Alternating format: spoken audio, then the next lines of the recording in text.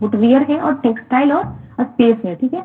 देखा होगा कि लेदर का जो प्रोडक्ट है यानी फुटवियर का जो प्रोडक्ट आता है, तो कुछ दिन पहले इसकी क्वालिटी के लिए कुछ लगा रखा था चाइना से। अब देखे होंगे कि अक्सर बैड क्वालिटी का फुटवियर यहाँ पे आता है, तो उसको रोकने के लिए उन्होंने एक क्वालिटी चेक करके प्रोग्राम चलाया था। तो देख रहे हो कई तरह से सेंट्रल गवर्नमेंट जो है यहाँ की इकोनॉमी को बूस्ट करने के लिए प्रयासरत है, ठीक है। उसके बाद देखते हैं कि ये अपना ये जो तिरुवनंतपुरम है, अभी अपने विदेश मंत्री है वो पूरे इंडिया में घूम रहे हैं, ठीक है। वहाँ ये सेंट्रल गवर्नमेंट के तहत एक विकसित भारत संकल्प यात्रा जो चल रही है, ये अभी जो सेंट्रल गवर्नमेंट है उसके तहत ये चल रही है। इसके तहत क्या कर रहे हैं ये लोग कि जितने भी प्रोग्राम चलाए जा रहे हैं सेंट्रल गवर्नमेंट के तहत, तो वो घूम घूम कर अवेयर कर रहे हैं लोगों को और देख रहे हैं, जांच रहे हैं कि उस स्कीम का फायदा लोगों तक, गाँव गाँव तक पहुंच रहा है कि नहीं, ठीक है। तो इसी के तहत अपने जो विदेश मंत्री है वो केरला में थे। वहां पर केरला के तिरुवनंतपुरम में इन्होंने फातिमा अंसी को श्रेष्ठ दिव्यांग बालिका पुरस्कार से सम्मानित किया है। तो याद रखेंगे, हो सकता है ये पूछ दे कि श्रेष्ठ दिव्यांग बालिका पुरस्कार से किसको सम्मानित किया गया है, तो वो है फातिमा अंसी और ये केरल की रहने वाली है, ठीक है। तो ये भी याद रखना होगा किस स्टेट की है। उसके बाद देखते हैं कि भारत के पीएम के खिलाफ अपमानजनक टिप्पणी करने के बाद मालदीव के जो 3 मंत्री हैं उनको निलंबित किया गया है, ठीक है। और इस तरह के एक्शन ले मतलब पूरे वर्ल्ड में ऐसा पहला बार हुआ है कि किसी दूसरे कंट्री पर कोई टिप्पणी करने के खिलाफ किसी पर एक्शन लिया गया है इस तरह का। तो ये काफी हाईलाइटेड हो रहा है ये चीज और काफी टूल भी पक रहा है। देखा होगा कि 4 जनवरी को लक्षद्वीप में अपने प्रधानमंत्री का यात्रा था, उसको लेकर उन्होंने ट्वीट भी किया था और मतलब एक इनडायरेक्ट रूप में इंडियन को बोला था कि बाहर जाने से अच्छा है कि अपने कंट्री में ही विजिट करते और उस तरह के पहले से यहाँ भी है, ठीक है।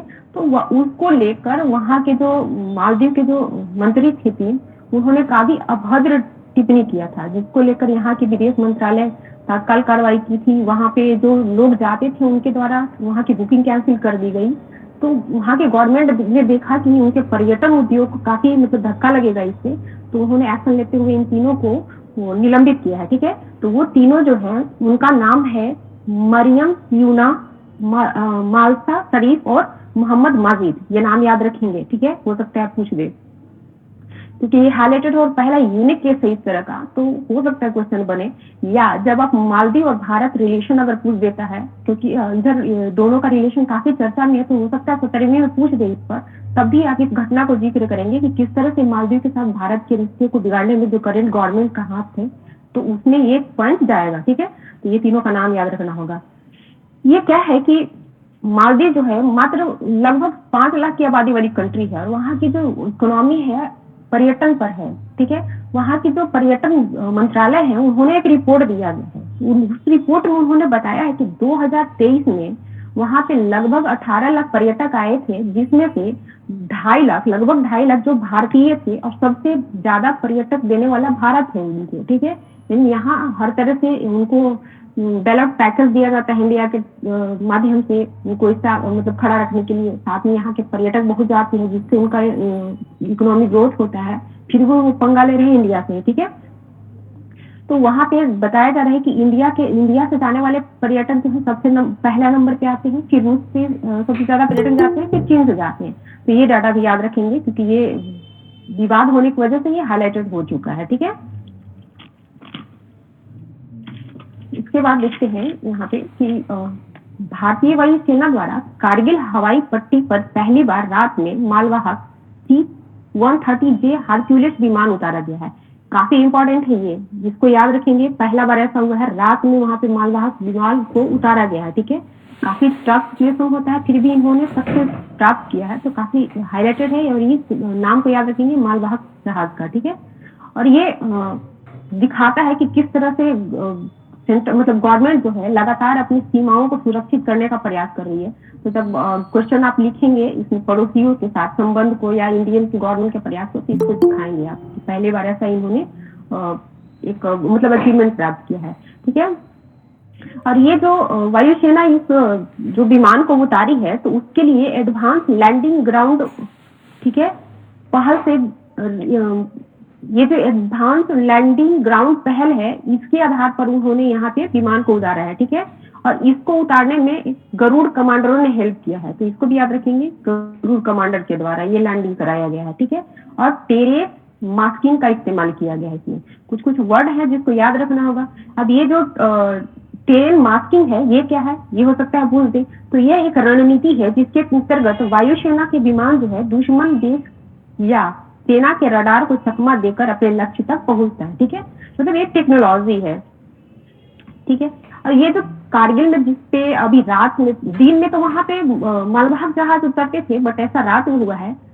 ये जो कारगिल जिसपे उतरा है जिस रनवे पे, तो उसका निर्माण 1996 में हुआ था, ठीक है, तो इसको याद रखेंगे। उसके बाद देखते हैं कि पटना में जो ये पाटलिपुत्रा खेल परिसर है वहां पे 67वीं सेब कटरा चैंपियनशिप हो रहा था, तो इसमें बिहार की टीम है जो अंडर 19 में चैंपियनशिप बनी है, तो काफी इंपॉर्टेंट हो जाती है, बिहार से रिलेटेड है। और पूरे मतलब राष्ट्रीय स्तर का टूर्नामेंट यहाँ के बालकों के द्वारा जीता गया है, तो इसको याद रखना होगा। तो इसमें देखते हैं कि बिहार के जो अंडर 19 टीम है सेब कटरा से संबंधित, इन्होंने दिल्ली को हराकर ये चैंपियनशिप जीता है, ठीक है।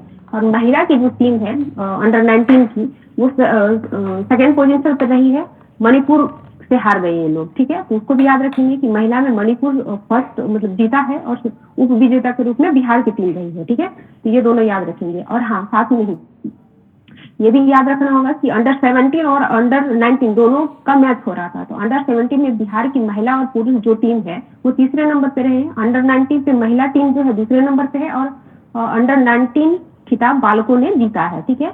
और ये अंडर 19 के अलावा जो टीम है वो सब सारा खिताब मणिपुर के द्वारा जीता गया, तो इसको याद रखिएगा, ठीक है। उसके बाद देखते हैं कि चेन्नई स्थित गैर लाभकारी एक संस्था है धर्मार्थ न्यास प्राइम पॉइंट फाउंडेशन, ठीक है। तो ये जो है देश के 5 सांसदों को संसद रत्न पुरस्कार देने की घोषणा की है 2023 के लिए, और ये जो पुरस्कार है 17 फरवरी को नई दिल्ली में दी जाएगी, ठीक है। संसद रत्न से क्वेश्चन बनते हैं, तो इसको बहुत अच्छे से नाम याद रखिएगा, साथ में किस पार्टी से रिलेटेड है ये सांसद उसको भी नाम याद रखना होगा, ठीक है। तो आइए देखते हैं ये कौन कौन से सांसद है। पहले है सुकांत मजुमदार, इनका संबंध भाजपा से है। फिर है सुधीर गुप्ता, ये भी भाजपा से ही संबंधित है। उसके बाद है श्रीकांत एकनाथ सिंधे, शिवसेना से संबंधित है ये। फिर अमोल राम सिंह कोल्हे हैं, रामपा से संबंधित है। और कुलदीप राय शर्मा कांग्रेस से संबंधित है। तो ये 5 नाम याद रखना होगा आपको, हो सकता है पूछ दे कि किनको मिला या किनको नहीं मिला, तो जब तक ये नाम नहीं याद रखेंगे तो कैसे वहां पे आप चूज करेंगे कि किनको मिला है, ठीक है। देखेंगे 2 तरह का ये मतलब दिया जाता है, संसद रत्न, एक संसद महारत्न पुरस्कार दिया जाता है। तो जो प्रति वर्ष जो काम करते हैं संसद, अच्छा काम करते हैं, तो उनको संसद रत्न से सम्मानित किया जाता है। और जो पूरे लोग अपने लोकसभा कार्यकाल यानी पूरे 5 वर्ष तक जो अच्छा काम करता है, तो उसको संसद रत्न महारत्न से सम्मानित किया जाता है, ठीक है। और ये पुरस्कार जो है एक गैर लाभकारी संस्थान है जो ये धर्मार्थ न्यास प्राइज पॉइंट फाउंडेशन उसके द्वारा दिया जाता है। और ये फाउंडेशन जो है ये पुरस्कार की घोषणा पूर्व जो राष्ट्रपति थे अपने एपीजे अब्दुल कलाम, उनके कहने पर इन्होंने इस पुरस्कार को शुरू किया था। तो ये भी याद रखेंगे कि किनके कहने पर ये पुरस्कार शुरू हुआ था और किस संस्था द्वारा ये दिया जाता है, और कहाँ की संस्था है, तो चेन्नई की संस्था है, ठीक है। उसके बाद देखते हैं कि पंचायती राज मंत्रालय जो है देश भर के पंचायतों में युवा जन प्रतिनिधियों और अधिकारियों को नेतृत्व, प्रबंधन आदि का प्रशिक्षण भारतीय प्रबंधन संस्थान यानी IIM और भारतीय प्रौद्योगिकी संस्थान यानी IIT के माध्यम से कराने का मतलब निर्णय लिया है, ठीक है। तो ये पॉइंट आपका जब पंचायती राज से संबंधित क्वेश्चन लिखेंगे मेल में, तो वहाँ पे यूज करेंगे कि किस तरह से पंचायती राज को सशक्त करने के लिए इंडियन गवर्नमेंट जो है कंटिन्यू प्रयास कर रही है। अब इनके जो युवा जनप्रतिनिधि होंगे या इससे संबंधित जो भी अधिकारी होंगे, अब उनको IIM या IIT के माध्यम से प्रशिक्षण दिया जाएगा वर्क करने के लिए, ठीक है। और इसकी जो शुरुआत होगी वो 15 से 19 जनवरी तक IIM अहमदाबाद IIM अहमदाबाद में पहले बैच से हो रही है, ठीक है। तो ये भी याद रखेंगे कि पहला बैच इसका IIM अहमदाबाद के द्वारा 15 से 19 जनवरी के बीच चलाया जा रहा है, ठीक है। तो ये बहुत इंपॉर्टेंट है, ये मेन के लिए भी और पीटी के लिए भी। उसके बाद देखते हैं कि रक्षा मंत्री राजनाथ सिंह जो हैं वो 8 जनवरी यानी कि आज ब्रिटेन के यात्रा पे गए हैं, ठीक है। वहां पे उनका उद्देश्य है दोनों देशों के बीच जो द्विपक्षीय रक्षा संबंध है उसको कैसे मजबूत किया जाए, इसको लेकर वो होने गया वहां पे गए हुए हैं। और खास बात ये है कि पिछले 22 साल से कोई भी मतलब इंडिया का रक्षा मंत्री ब्रिटेन में नहीं गया था। 22 साल के बाद ये पहले रक्षा मंत्री है जो वहां पे जा रहे हैं, तो काफी लंबा गैप है, तो हो सकता है पूछ दे, तो इसको याद रखेंगे। फिर ठीक है, ये देखा है आपने आदित्य एल जो है 6 जनवरी को अपने कक्षा में पहुंची है, L1 पॉइंट पे पहुंच गई है, स्थापित हो गई है। तो उसके जो निदेशक है निगार साजी, तो इनका नाम याद रखेंगे, हो सकता है पूछ दे, महिला है। और नहीं भी याद मतलब पूछेगा तो इसका जो महिला सशक्तिकरण में आप कुछ मेन में लिखेंगे तो वहां पे ये देंगे तो काफी अच्छा साबित होगा ये, तो वहां भी यूज करेंगे इसका। तो याद रखेंगे आदित्य L1 मिशन के जो परियोजना निदेशक है उनका नाम निगार साजी है। ठीक है, एक बुक अभी काफी हाईलाइटेड हुआ है जो सुधा मूर्ति और नारायण मूर्ति पर है। ठीक है, तो उसका नाम है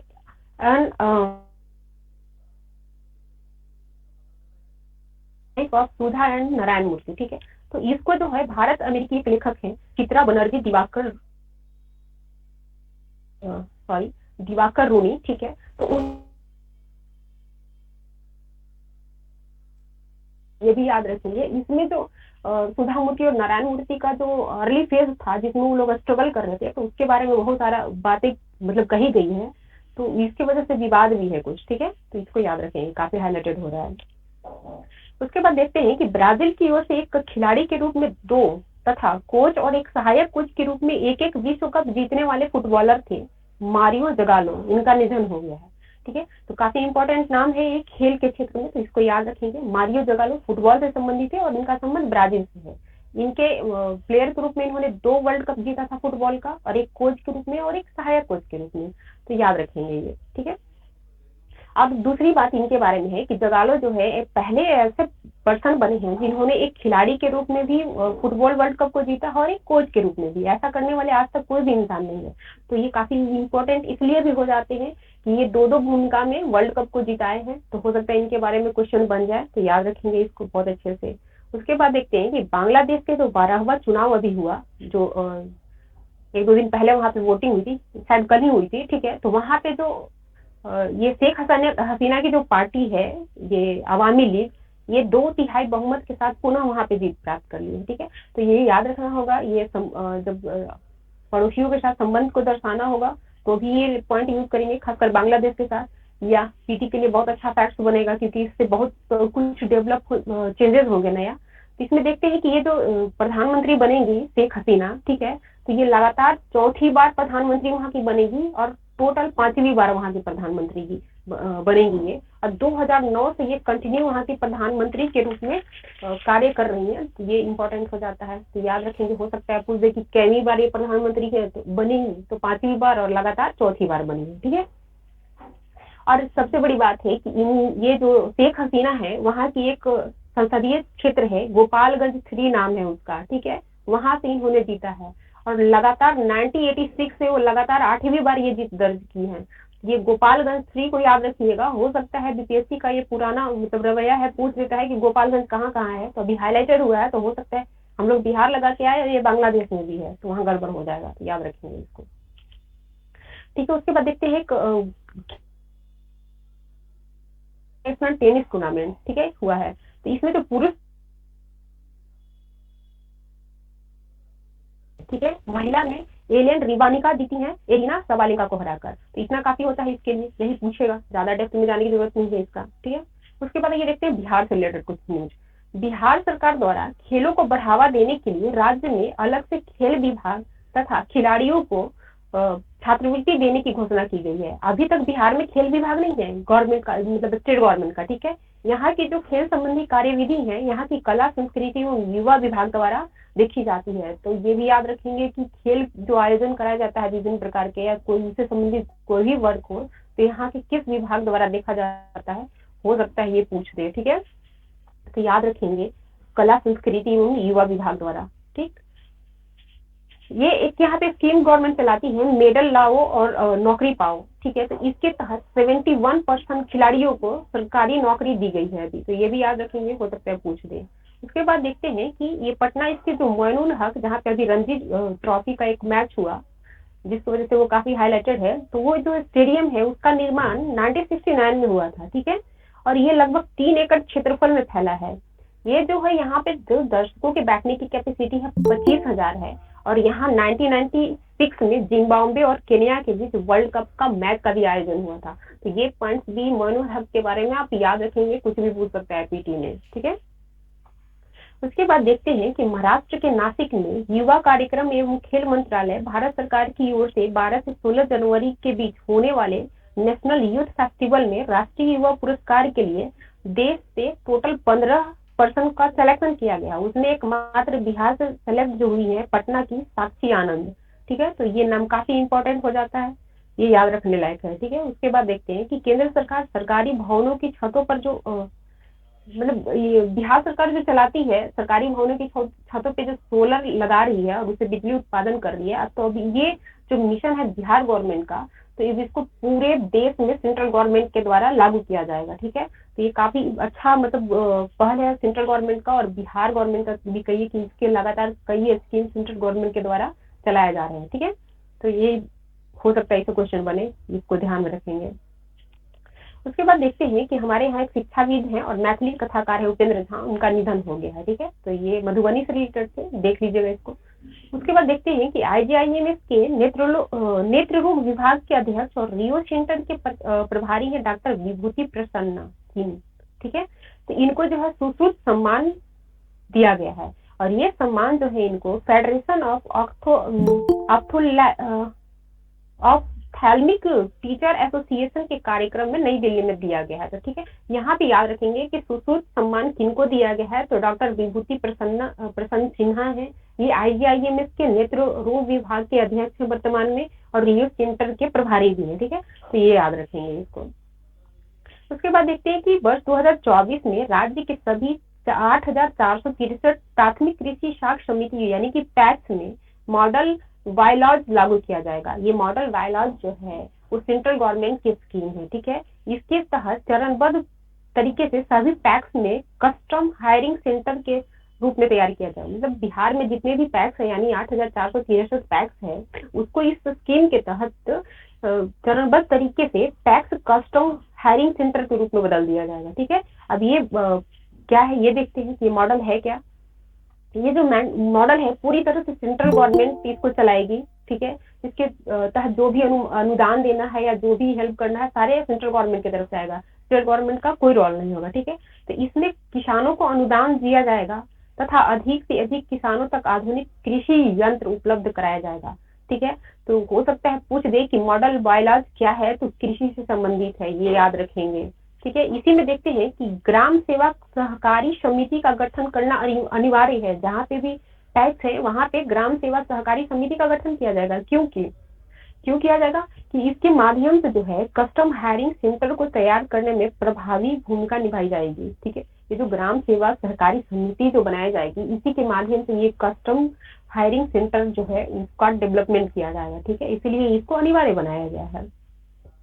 उसके बाद देखते हैं इसी में कि राष्ट्रीय सहकारी विकास निगम है जो वित्त देगी इस तरह के सेंटर को, ठीक है।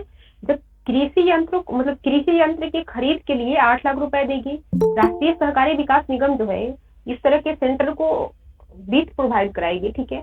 और कृषि यंत्र को खरीदने के लिए 8 लाख रुपया वो लोग देंगे, ठीक है।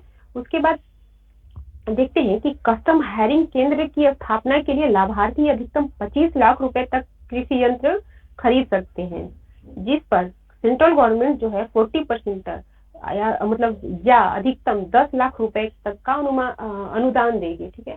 तो इसमें बताया जा रहा है कि ये जो राष्ट्रीय सहकारी विकास निगम है वो किसी भी इस तरह के सेंटर को जो कृषि यंत्र खरीदने के लिए 8 लाख रुपए तक की ऋण देगी, और गवर्नमेंट जो है 10 लाख रुपए तक का अनुदान दे रही है। और कोई भी पर्सन इस तरह का सेंटर अगर खोल रहे हैं तो उनको टोटल 25 लाख रुपए तक का ही कृषि यंत्र खरीदना होगा, ठीक है। तो ये याद रखेंगे, सबका लिमिटेशन अलग अलग है। और इस वर्ष यानी 2024 में बिहार में जो है टोटल 468 टैक्स को इस सेंटर के रूप में बदला जाएगा, तो ये भी ध्यान रखेंगे, ठीक है। आज बस इतना ही था, रिवाइज कर लेते हैं एक बार इसको हम लोग, ठीक है। अब ये बताइए कि सेंट्रल गवर्नमेंट के द्वारा मैन्युफैक्चरिंग को बढ़ाने के लिए कितने सेक्टर को फोकस सेक्टर के रूप में बदलने का निर्णय लिया गया है? 11। और पीएलआई अभी स्कीम कितने सेक्टर में लागू है अभी वर्तमान में? अभी बताया था मैंने शुरुआत में ही, 14। 14। ठीक है। और दो ऐसे सेक्टर हैं जो PLI स्कीम और फोकस सेक्टर दोनों के तहत आते हैं, तो कौन है वो दो?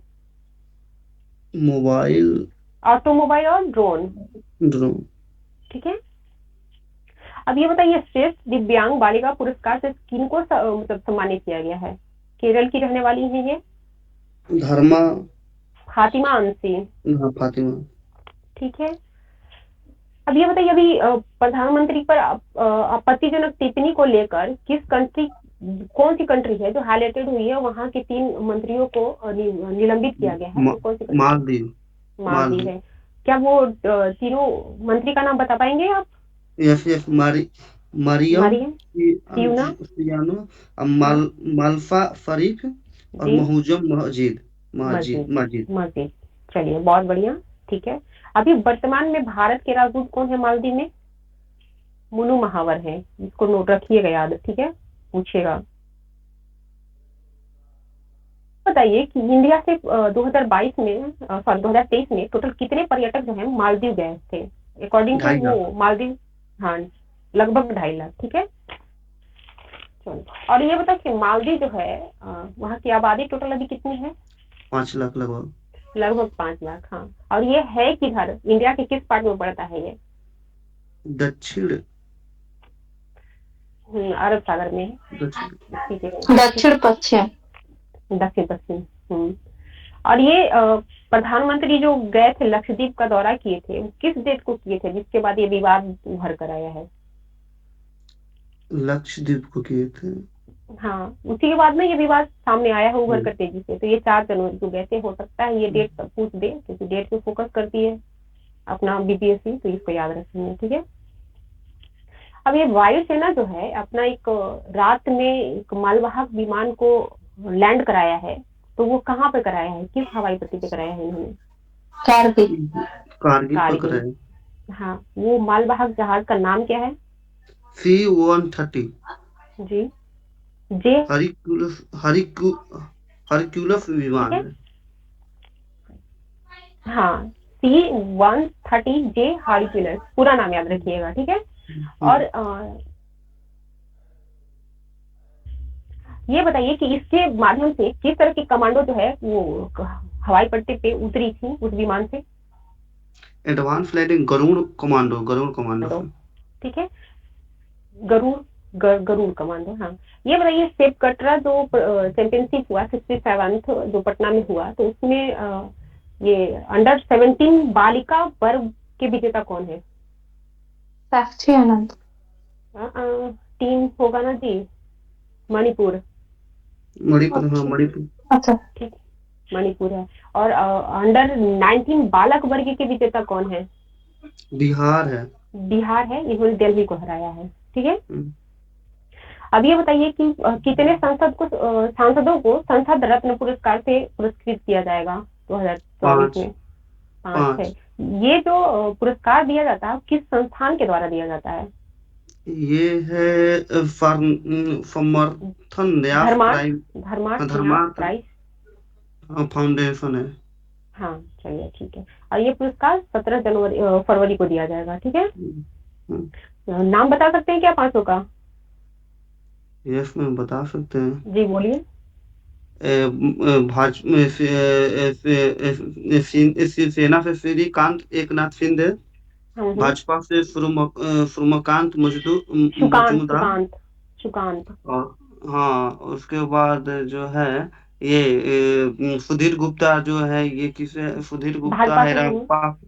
नहीं नहीं, भाजपा से भाजपा है। से नहीं है। हाँ, और रामपा से अनमोल राम सिंह कुल्हा। और कांग्रेस हाँ, से है कुलदीप राय शर्मा।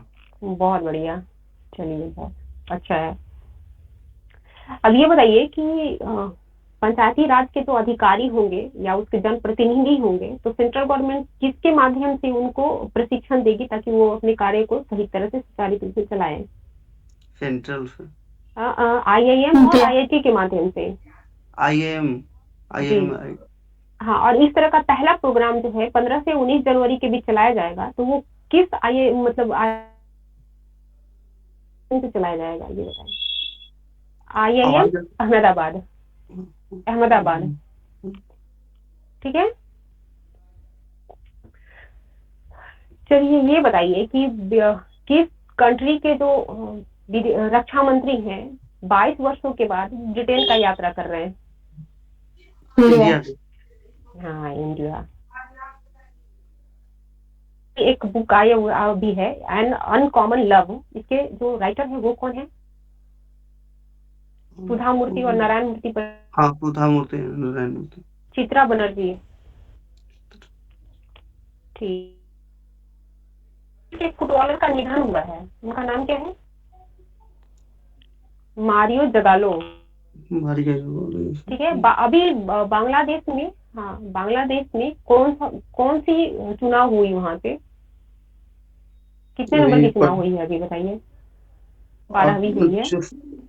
ये 8 नंबर की। निवर्तमान जो प्रधानमंत्री है शेख हसीना, उन्हीं को बनाया गया है वहाँ।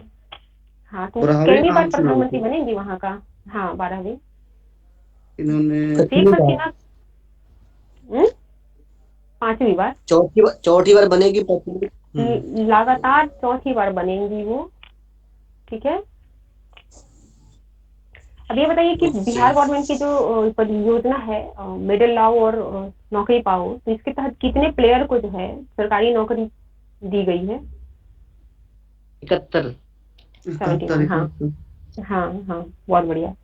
और ये बताइए कि जो नासिक में जो होने वाली है युवा राष्ट्रीय युवा पुरस्कार के लिए जो सेलेक्शन हुआ है, तो उसमें टोटल इंडिया से 15 गए थे, बिहार से 1 पर्सन का सिलेक्शन हुआ उसके लिए, तो उनका नाम क्या है? साक्षी आनंद। साक्षी आनंद। हाँ, बहुत बढ़िया। और बिहार गवर्नमेंट की कौन सी स्कीम को सेंट्रल गवर्नमेंट पूरे देश में लागू करने वाली है? सोलर प्लेट को। बहुत बढ़िया। और ये बताइए कि सुश्रुत सम्मान किनको दिया गया है? विभूति प्रसन्न सिन्हा, सुश्रुत सम्मान। मॉडल बायलॉज क्या है? ये किससे संबंधित है ये बताइए, क्षेत्र बताइए।